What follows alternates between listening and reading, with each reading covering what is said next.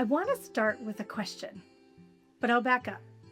Last year, I was at the Social Innovation Canada Summit, and my dear friend and colleague, Vinod, posed this question that floored the room, which was, why are we trying to preserve systems that were built for our grandparents? And those systems will inherently shape the future for our grandchildren. And just think about that for a second. The way we fund schools, the way we think about our environment, the way in which we define community, all of that has changed dramatically for policies and systems that were built decades ago. Let's take it one step further. Let's think about the employment insurance system in Canada. That was built for a time where you had one employer, where you had maybe only had one job, and that the seasonality was slightly predictable. Now, my friends, they have 6 jobs that they're holding simultaneously, and that system's just not built for that reality. I don't see this as a shortage of resources. I actually don't even see it as a shortage of ideas. Oftentimes, this is a shortage of courage, the boldness to take a chance, to try and make something better. And that's what our guests here today have all done in their careers. Really, that's what this podcast is about. Big ideas, small places.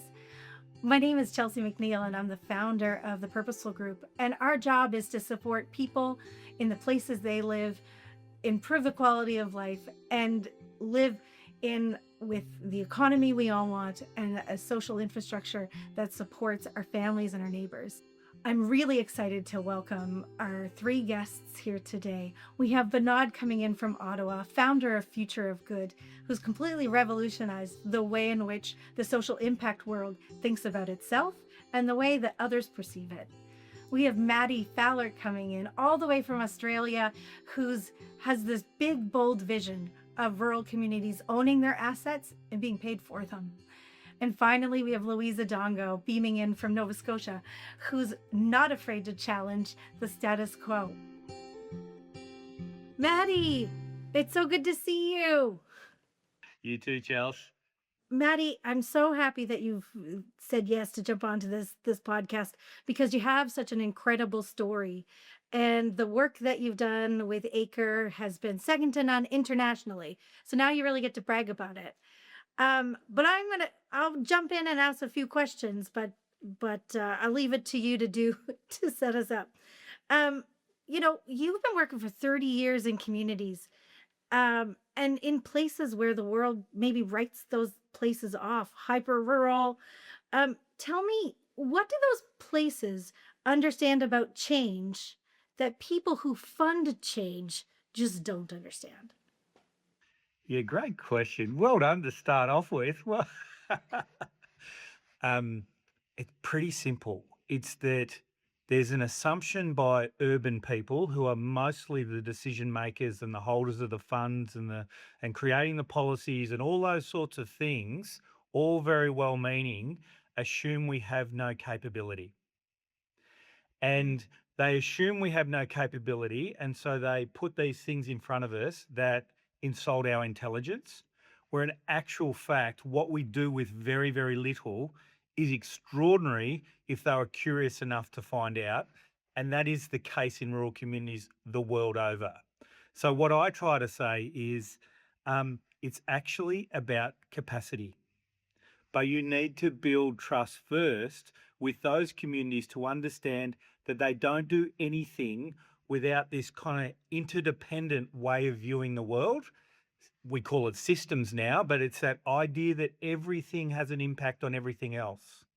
And so we don't like to do linear things that fit nice little kind of neat policies that have great little outcomes and great graphs, because that's not how the world works in rural communities. Tell me more about rural communities in Australia. I think there's been times where you and I have chatted about they're the front lines of consequence of climate change. And tell me about sort of the context in Australia. So, having had the great fortune of being able to go to your shores and your sacred places across Canada, there are actually very, very strong similarities. And it's that tyranny of distance. The distance, for us is, thousands of kilometres to get to the nearest city. And so for us, it is this highly concentrated population. Over 85% of our population live within 50 kilometres of a large city.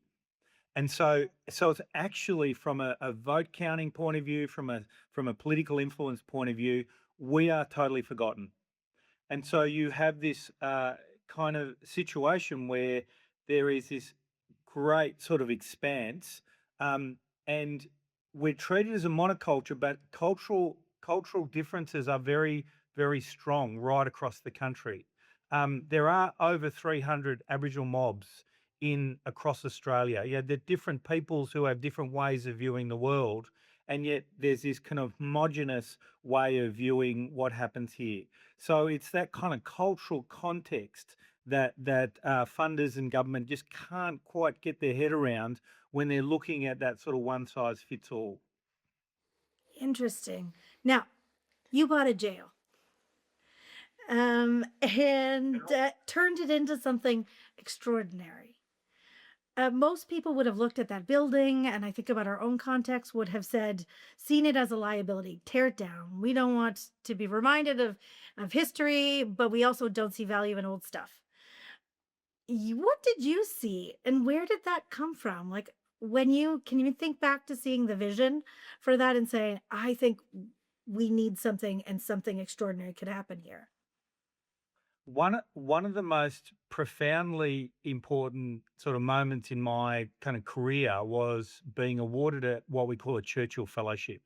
And a Churchill Fellowship in our country is a study bursary to go and find out about a field or a sector or a basis of knowledge that you can't learn in Australia. And the idea is bring it back. And so what I was most curious about is I'm imagining that when 70% of all of our rural communities, small rural communities in Australia, have experienced severe decline in the last 50 years, that we're not the only ones. And so my quest was to go to the Northern Hemisphere where there'd been austerity measures right across the board for many years to see how communities, rural and remote and First Nations communities in severe decline, where there were examples of where they're thriving again, and what could we learn from them. And so what I learnt was that they were all using entrepreneurship as the key lever for thriving again, but not through that winner take all sense of entrepreneurship. That local and social lens applied, and bringing the next generation through. So this new kind of whole idea of a culture of entrepreneurship that we do locally, that we're proud of, that we can all participate in. And the one thing that when I asked everyone, if you only had one lever, one thing you could do within this kind of entrepreneurial lens, what would it be? And they said the most critical and catalytic thing we ever did was community asset ownership. And because it naturally brings the different generations and different sectors of leaders, in your local community together, and when done well, the first one's pretty important. When done well, it creates a new confidence that we can be doing this. And those really smart and agile and thriving communities now have a portfolio of locally owned and socially orientated businesses. So they've totally underwritten their local economies. So that hasn't been proven at scale anywhere in Australia around a social enterprise model, which was where I'm thinking, oh my gosh, my small town where I live has this big old jail at the end of the main street. I walked past it for 12 years going, surely we can do better. And when I'd done the Churchill Fellowship, it was like, no, we're going to try and do better. And so that was that motivation to act. And I was lucky enough that I had enough trust already built in my community that I could convince 19 local families to stump up the money to buy back this old jail that's now been saved. It's now on our National Heritage Register. Looks like it's going to be part of a UNESCO World Heritage bid later this year. And the community is finally proud of this place again. It's an amazing tourism asset because it's famous for its connection to the Ned Kelly saga, which is one of those kind of big stories about who we think we are as a nation, the gift that keeps on giving, about that sort of mirror up to ourselves around our identity and where we've come from and where we're heading. So, there's so many stories to tell out of this site, and it's now becoming that national demonstration site and centre for social entrepreneurship here in Australia. And you guys have tried to repeat that model. Hey, you've been working with other communities to say, hey, assets, what are the assets? How do you, buy them and how do you operate them? It's really easy to be an expert in this country when folks like yourselves and others across Scotland are your mentors and your co-conspirators. So if I don't know the answer to something, it's like I'll get on the call tonight and I'll find out from Scotland or Canada, and I'll be really learned in the morning. And so this is how it works. It's that reciprocity of knowledge exchange is what we're using for communities now across Australia. And so we've done this in dozens of communities now, and we're lucky that we've now got some funders who go, "Hey, this is a real thing. How do we get behind this?" So 5 weeks ago, we were able to announce the establishment of Community Owned Australia, which is a support service, feasibility grants, and a concessional loan fund that end to end is about communities being able to go from idea of saving something or creating something to getting it on the ground really, really quickly. So we're a bit proud of that one. You should be so proud of that. You've taken the capacity, policy, and capital three-legged stool and made it stand up. Oftentimes we have one part of that, but not maybe not the other. So making it, doing it, Maddie, you're the best. This has been an absolute joy. And I have one last question I want to ask you, which is, you know, if you were to give a community some advice, anyone who's listening, community advice of how to start, what is that? What piece of advice would you give them? Very, very simple. What is the issue that you most would like to solve in your local community? What have you done so far, and how could you apply an entrepreneurial lens to solving that problem in the future? Oh, Maddie, I'm just totally always in awe of you. And I want to thank you for coming on and chatting with us today. And I know we could chat all day, but we'll have to leave it there. And thank you very much for the opportunity, Charles. Yeah, thanks, Maddie. Take care. Hey, Vinod, it's so great to see you. Hey, Chelsey, great to be here. Thanks for the invite. Oh my gosh, it's our pleasure. I have so many questions, but we only have so much time, so I'm just going to jump straight in. Now, talk to me about Future of Good. You built it because that you believe that a sector needed a different kind of media. So, one that's willing to ask kind of the uncomfortable questions. What's the question that the social innovation world is still too afraid to answer? There are so many questions, Chelsey. Where do we want to start? Maybe I'll just throw a bunch of questions out there, and we can see where things go. One of the big questions: who are we becoming? Who are we becoming? Right. Here's another question: are we doing good well, or are we doing good badly? Here's another one: are we capable of balancing solidarity with self-criticism? Like, I could keep going. Here's the sort of the real backdrop, right? In our country, our social spend is about $300 billion a year. 300 billion across all levels of government, right? Why aren't people accessing the best possible social services and solutions, no matter where they live?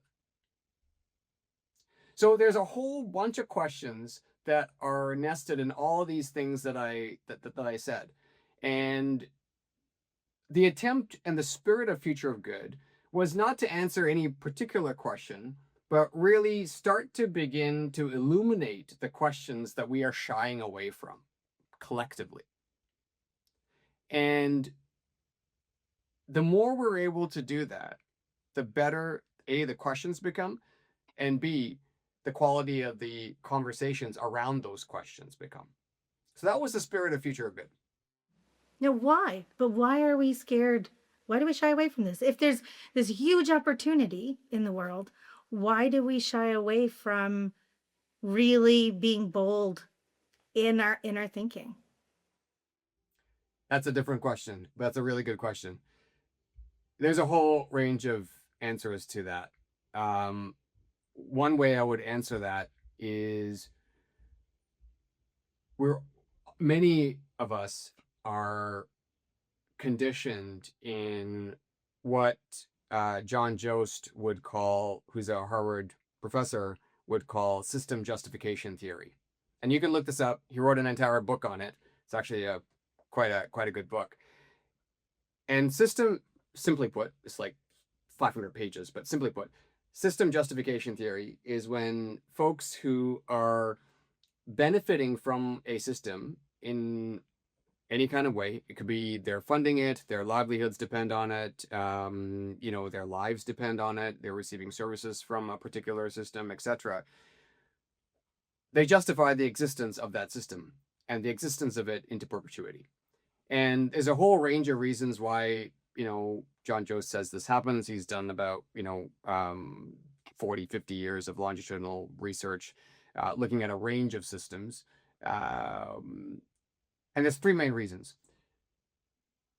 And it kind of boils down to this: certainty, safety, and social acceptance. So, and it's not all three at the same time. It's that one plays out, could be a couple of these things play out. They all play out at different sort of like cycles.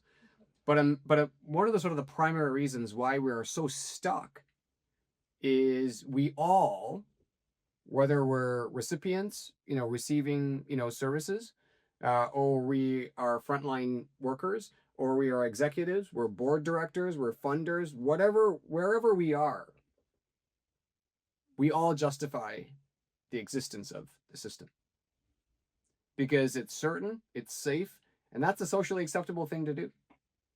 Huh.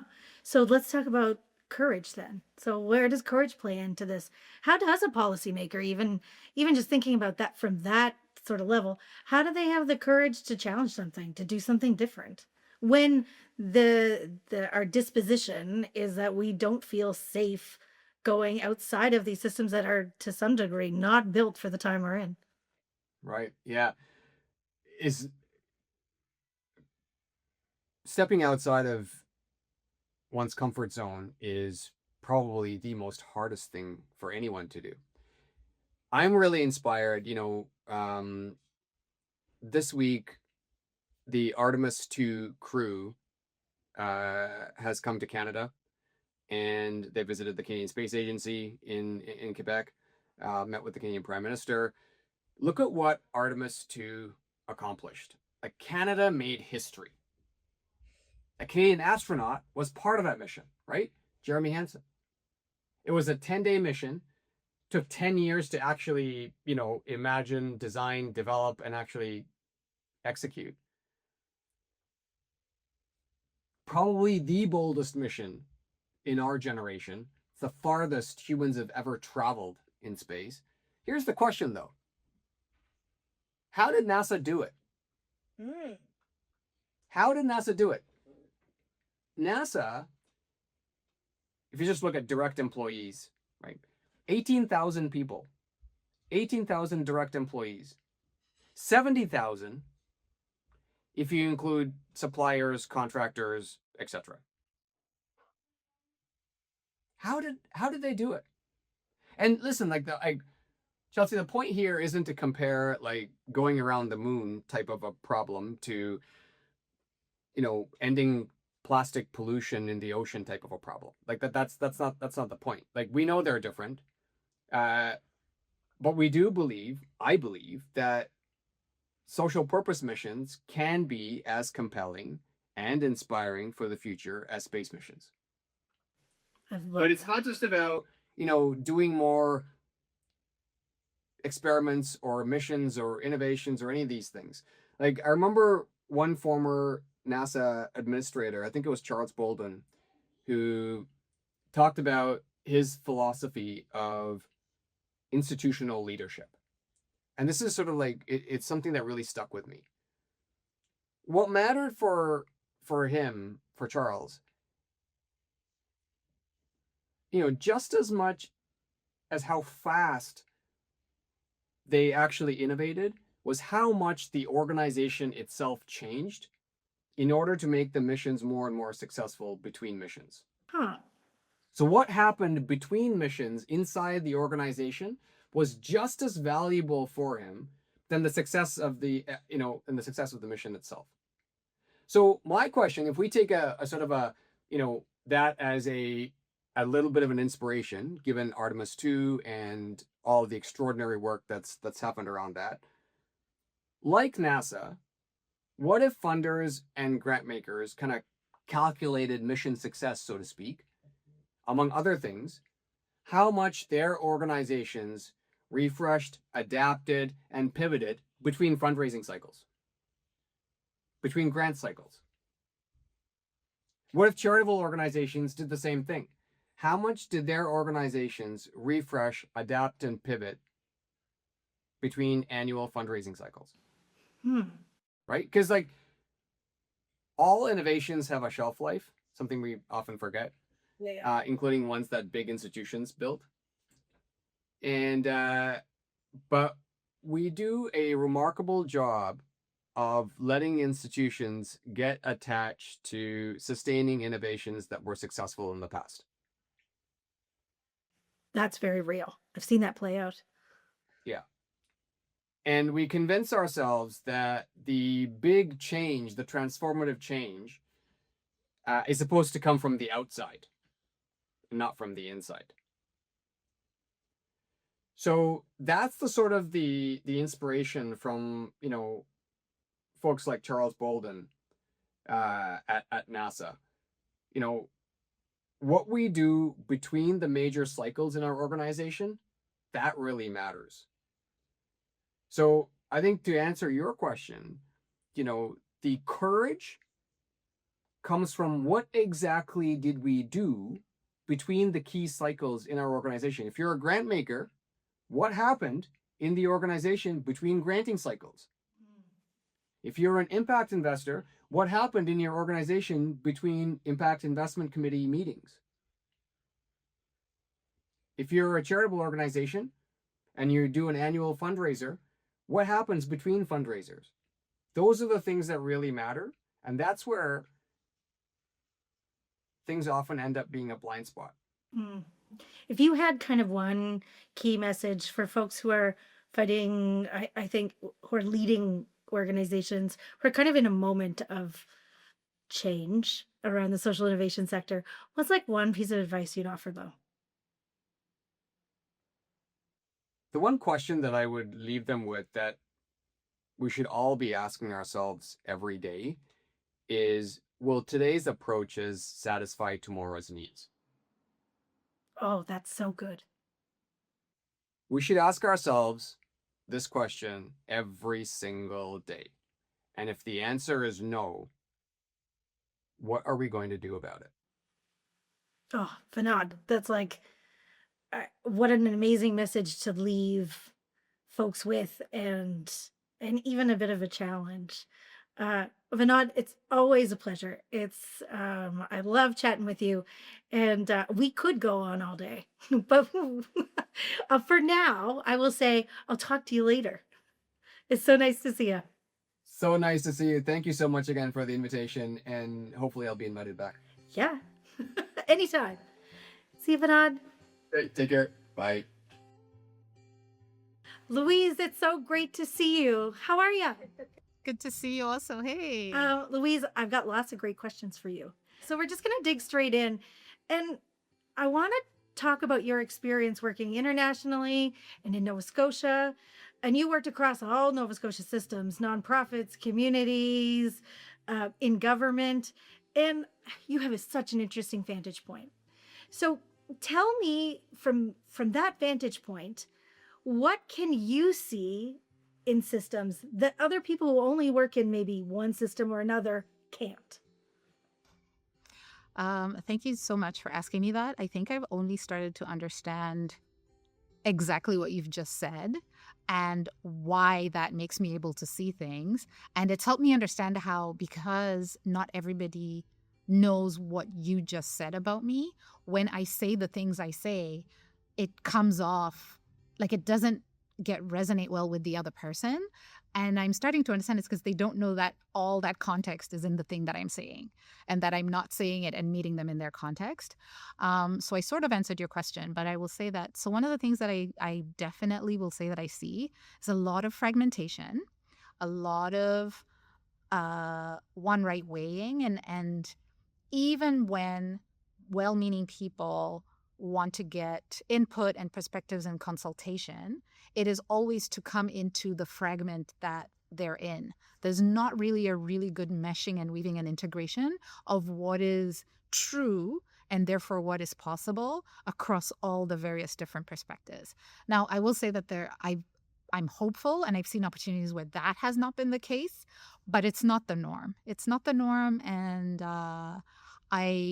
I'm curious what it will take for that to become the norm. And the thing that I will say, other than in working in community, what is consistent across all those systems is it's one thing to say that you're going to center the needs and include those most impacted in any parts of the process or decisions or plans or design, but how you do that and actually doing that is really difficult for people to do. And so it doesn't get done consistently. Oh my gosh.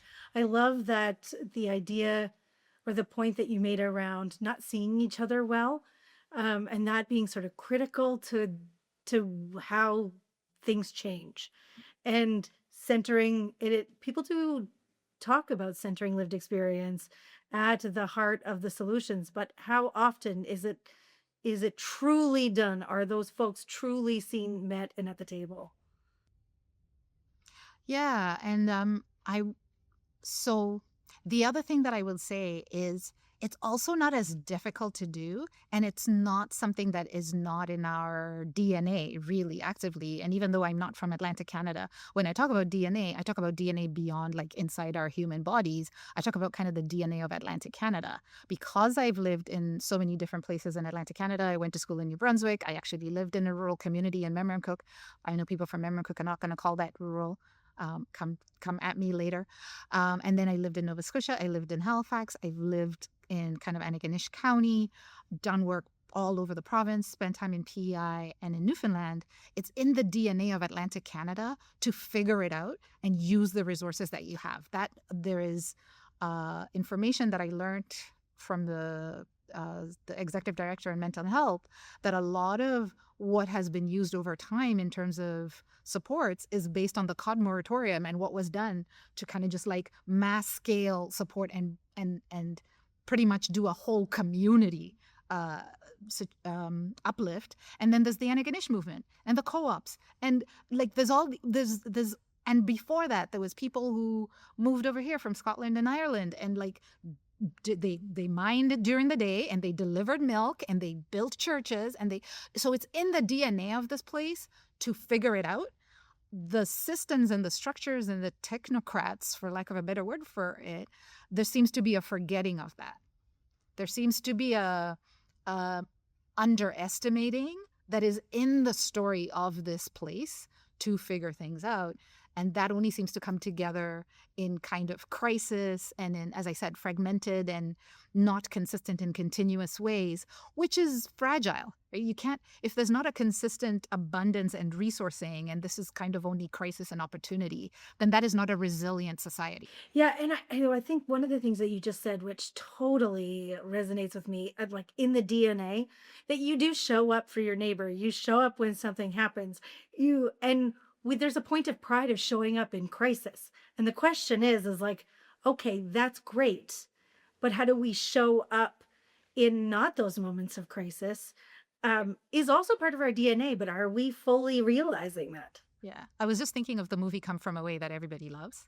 I've talked about Antigonish movement. And so I'm curious, by the way, in every place in Atlantic Canada, what those stories are. And even some of the like less we tell the harmful side of these stories, but not the celebratory side of settlers and indigenous people helping them actually survive winters, of intermarriages and supporting each other between Acadian and African Nova Scotian and Mi'kmaq communities. Like there is a togetherness that we focus too much on the things that are not working and that are not celebratable, and not on that. And yes, 100% to your point of, okay, in the crisis, we're going to support each other or not, but in calm times, what will happen or Oh, not. I love that. So here's a question, because you've had lots of experience walking into systems that are broken, and naming kind of what everyone else is tiptoeing around, and it's something that I love about you, Louise. And but one of the things that we haven't really and it's something that you and I've talked about. What does that cost you personally to do that? And how do you keep moving forward and keep doing it? Yeah, so thank you. It really does cost, and I've been doing some reflections because I'm working on a book on what it takes to be that kind of a person in a setting in a room, and I've talked about kind of truth telling and what does readiness look like for the truth, and I mean, there's no way to sugarcoat it. It's hard. Sometimes you will say it and the place is frozen, which means there's it's not even a denial. It's just just hard and no ground. And then sometimes it's stuck. People are overwhelmed. There is so much. There's no capacity. What you're saying sounds so out there, and people need to focus on the immediate crisis, as we've just said. So there's more crisis, disaster than adaptation and mitigation and resilience. And then sometimes there's flow. But even when there's flow, which means people are ready and they have the appetite and they're willing to listen, hearing truths, even I'm feeling that. Like I'm entangled in all of this. I've definitely been stuck, frozen, or in flow. Actually turning from naming things to doing something about what you've named is a whole other ball game. And I want to be there. I want to be in the place of world building. I was in a symposium on water, which it's interesting, connected to previously my very first job in the world. Well, other than an internship in Bureau of Standards, my very first job in the world was in Namibia, teaching people in low-income communities how to reduce their water use. Problematic, I know, but it was around water treatment and water consumption. And I was at a municipal symposium because water quality consumption is a emerging, the light is on amber in Atlantic Canada, and the conversations around it are not yet coming into community. And so I was in that context being naming it as one thing. What it looks like to build the capacity to respond to this amber signal in community is quite another thing. And then connected that to Canada's infrastructure, and therefore Atlantic Canada and infrastructure management and all these storms that are showing the cracks, and we need to spend massive amounts of money, but also we need to have massive amounts of capacity to do something about this building. That is different than naming and truth. And so I would say that it has cost me. It has cost me being removed from rooms. It's cost me being misunderstood. And that is something else that is in Atlantic Canada's DNA. There are phrases that I learned only here, such as tall poppy syndrome, or somebody was saying that this was really crass, so I almost don't want to share it. But they were like, you can do any bad thing in Atlantic Canada as long as you're polite about it. If the person who's pointing out that you did a bad thing comes in and they're angry and they're ranting and banging on the table, people will be like, why are they ranting? The issue will become the way they're behaving and not the content of what they're saying. And so that has been a need to kind of modulate what I say. But I've also learned that there are people who are ready, who will accept me. And so I'll name it to them. So I've gotten really good at finding people who will be in between where I am and what I'm saying. Yeah. Tell me about thinking about Atlantic Canada, where we call home, and thinking about the community development sector. It's super broad tent, but thinking about community development. What's one thing that the community development sector hasn't recognized about itself yet? And what's that costing us? I'm going to say two things because I can't just do one. I think that the the need to have movement building and remember the origin story. And the reason that's important is because it feels like this is 1.5. The only one kind of leadership is rewarded and supported in the sector, and it's a kind of leadership that is adjacent to and by necessity supports funders and status quo. And so it's forgotten kind of that activism, advocacy part of itself. And the illusion was that was going to keep it protected and safe. And certainly I can't speak for the rest of Atlantic Canada, but in Nova Scotia, massive lesson that didn't work, because when Ecology Action Centre, I remember last year, was being called a special interest group, very, very few people spoke up because they were protecting themselves and their funding. And I'm happy to be proven wrong about this, but I think that if more members of the sector would have understood that Ecology Action Centre is not a special interest group, the work they're doing is in service of exactly the same communities who are going to be impacted by the work that we're doing. And if we don't show up for that, more is going to be taken away. It's the massive movement that has shown up, and it's a cross movement. There's not really a divide and conquer possible because everyone's standing up together.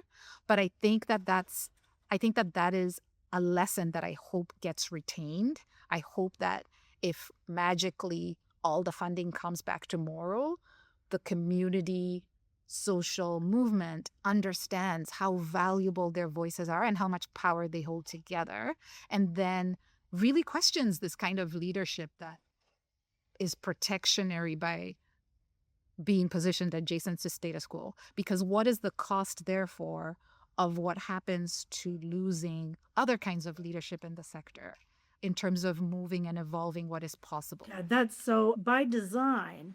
And being competitive for funding, for resources, we've been naturally, perhaps maybe, and unnaturally, I guess, competing with one another. And it goes back to what you said about crisis. So if we only show up for one another on crisis, even as a sector, then perhaps we need to maintain that. We can't miss the mark here on what we've learned, given that scenario. So I totally agree with you, Louise. And unfortunately, I know we could talk all day, but I think we've hit time. But Louise, I just want to thank you for jumping on and sharing your thoughts and your hopes and your challenges with us today. And we'll talk soon. Okay, thank you Thanks, so Louise. much. See you now. Great to see you. We started today's conversation about the systems we inherit. And I think our guests really did a great job about blowing that open. What does it take to challenge those systems, to create the conditions for new systems to emerge? Vinod talked a lot about what it means to always be moving, to always be evolving. And if you want transformation, then you better be willing to change. And Louise talked so much about what is in our DNA around supporting and helping one another, and how we have to move that into our work together, and how we build a movement, and how we create that changes, how we work together. And that's hard work to do, but it's work with heart.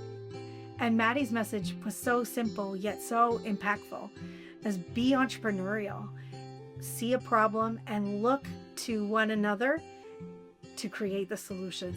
And now we want to know what you think. Like, share, comment. Let's keep this conversation going. This is Chelsey MacNeil for Big Ideas, Small Places.